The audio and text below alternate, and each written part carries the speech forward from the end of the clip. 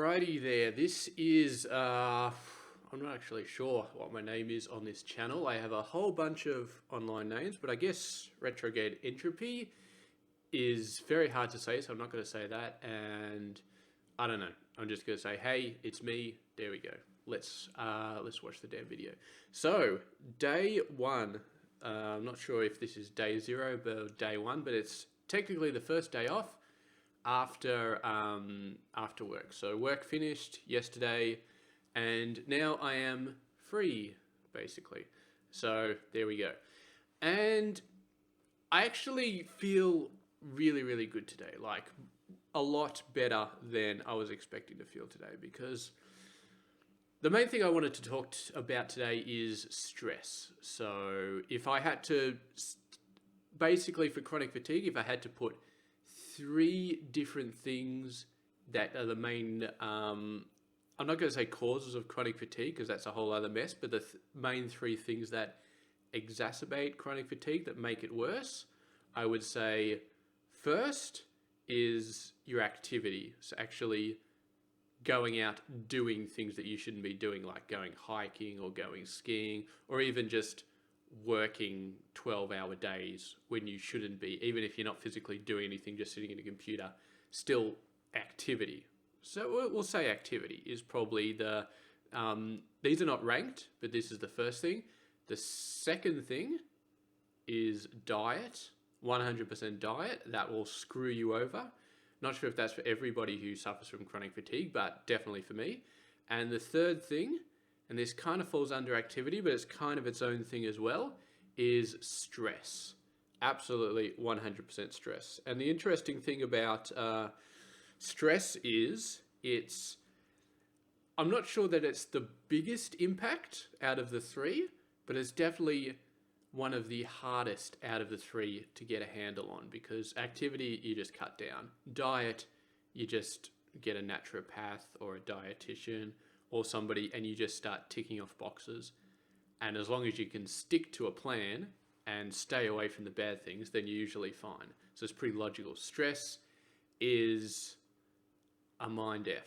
I'm not going to say the full word because it's YouTube, but stress is quite difficult.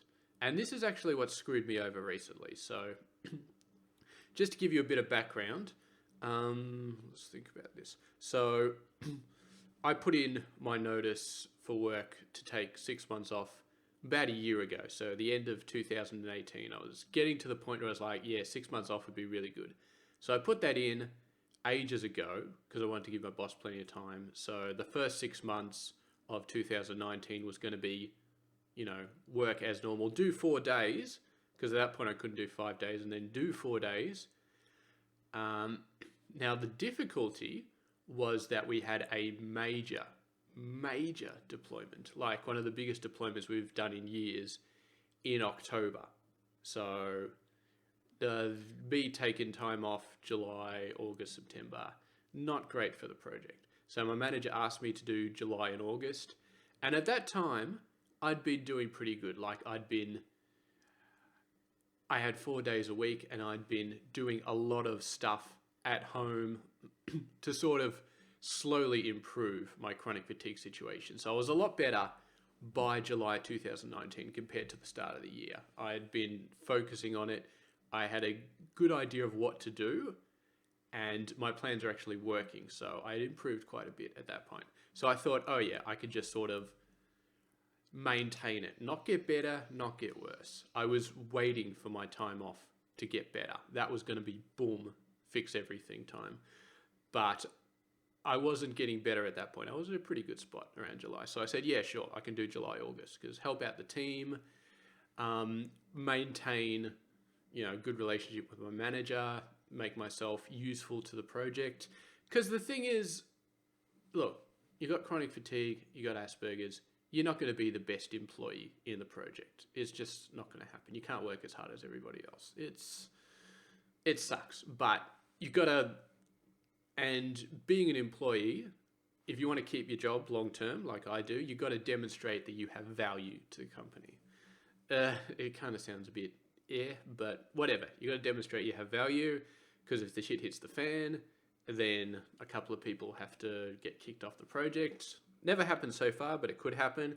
You don't want to be one of those people who are at the bottom rungs of the ladder. You want to say you have value. So, and it's an uphill battle when you've got chronic fatigue. So yeah, I said, I'll do an extra 2 months, help out the project. And obviously also I care about the project actually going ahead. If the release goes badly, then the project might just fall apart and everybody, the contract doesn't get pulled up again. That would suck. And then I get chucked to another project or just blah, blah, blah. It might be a pain. So yeah, said the extra 2 months, which is fine. And then September was coming up and he asked me again, can you do September?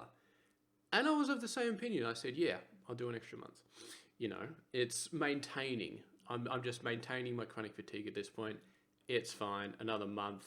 I'm still going to take the same amount of time off, whatever. So I pushed it. The thing I didn't take into account was that as the project gets closer to delivering to the deadline, which was October, the tempo of the project goes up and the stress level of everybody in the project, including me, I can't get away with it, goes up. And September, I think, actually damaged me a little bit. In terms of chronic fatigue, I think I went backwards. I was planning on maintaining it, and July, August I did, but September, I think I went backwards. And it's got nothing to do with my level of activity. I didn't work hard. I didn't do weekends. A lot of other people did weekends because it's like serious crap. But I didn't do weekends. I was like, nah, still did my 4 days a week. But the tempo, the stress went up. And I think that sent me backwards. So that's something I didn't take into account. And my leave went down to 4 months. I could still do 6 months, and I still am planning to do 6 months if I need it. But 6 months is like a bunch of unpaid leave. 4 months, I can do it without any unpaid leave. So I'm going to keep the extra 2 months in my pocket, but that's unpaid leave. So not too happy about that if I have to take it. But that's kind of a bit more of a background than I was planning on talking about. But the most important thing I'm talking about is stress. Okay? If you are stressed out, stress equals fatigue. You can't see my hand because it's too low, but stress equals fatigue. That's basically it. So you got to make sure that you control your stress. And it's not just a case of getting away from any stressful situations. I mean, that's nice, that can help. But a lot of the time you can't control it. If you're at work, there's going to be stressful situations. So you've got to learn to control it. And if it's the end of the 6-month cycle in your project and it's very, very important and the future of the project depends on it, only so much you can do. You can't get rid of all of that stress. You have to take some of it and just deal with it. So in hindsight, maybe I shouldn't have kept working in September. It's good for the project. It's good for me, relationship with the manager, blah, blah, blah, blah, blah. But definitely the chronic fatigue went backwards in September. I don't think it went backwards a huge amount, and I'm hoping that the amount that it went backwards, I can recover pretty quickly. I'm hoping that it's not a massive deal. And I don't think it is, because I feel pretty good today. And I have a feeling that another week, maybe I'll just blow right past the downsides that I went through. So, because stress is everywhere.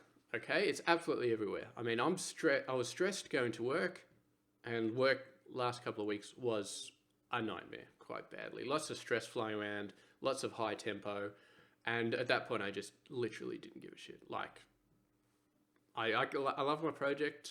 Well, love is a bit strong. I like my project. I like the people I work with, but I was just over it, absolutely over it. Like, don't care anymore. I just wanted to go on leave. I just wanted it to be over.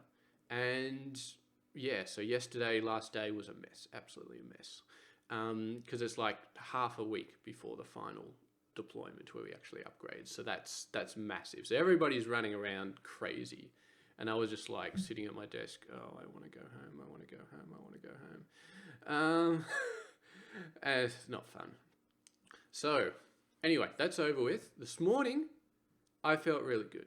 Yesterday I was still feeling crap, just recovering. But today I feel really good. And I think I was worried that, I would after September, after last week, that I would be like, nah, never want to go back to work. Like, work sucks. Don't want to go back. Right now, at the moment, I feel better. I don't mind work. I don't mind the idea of going back to work. So that's good. That was something I was worried about, but that's good. And I just got to manage my stress now. And I think I'm going to do that. So I am a little bit stressed about this 4-month thing, not working out, not getting better. So what I'm planning on doing is the next week, for 1 week, I'm going to do nothing but relax. I'm not going to focus on any strategies for dealing with chronic fatigue. I do have a few strategies, might talk about them tomorrow. Not going to do any of that. Not going to really work on stuff. Not going to try and moderate my computer time. That might happen naturally, but that's something I've got to work on because I spend a lot of time on the computer, and the computer does have the potential to screw me over. If you spend a lot of time looking at computer screens and the wrong sort of thing is on the screen, it tends to be like movies, lots of things happening really fast. If you're looking at the screen and not much is changing, that doesn't tire you out. But if a lot of stuff is changing, like an FMB or something like that, then it tires you out a lot more, which is what I've noticed. So I'm not going to worry about that too much unless I feel tired. Then I'm going to go have a nap and just take care of it. But yeah, just going to relax. And then after a week, I'll get back to doing actual stuff. You know, actual plans, actual focusing on getting better, like treating it properly, seriously, like I really need to. And hopefully taking that week off will take the edge off stressing about whether this 4 months is going to cure me or not. Because, yeah, I was a bit worried about that at the time.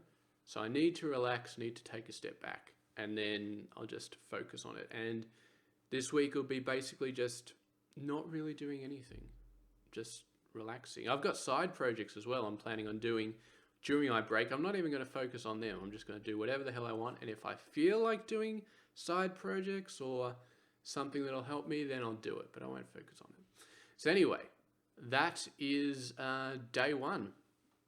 Day one of my 4 months, which is 17 weeks and about 120 days as far as I can calculate it. So it's a lot of time, but at the same time, it's not a lot of time. It all depends on how things go.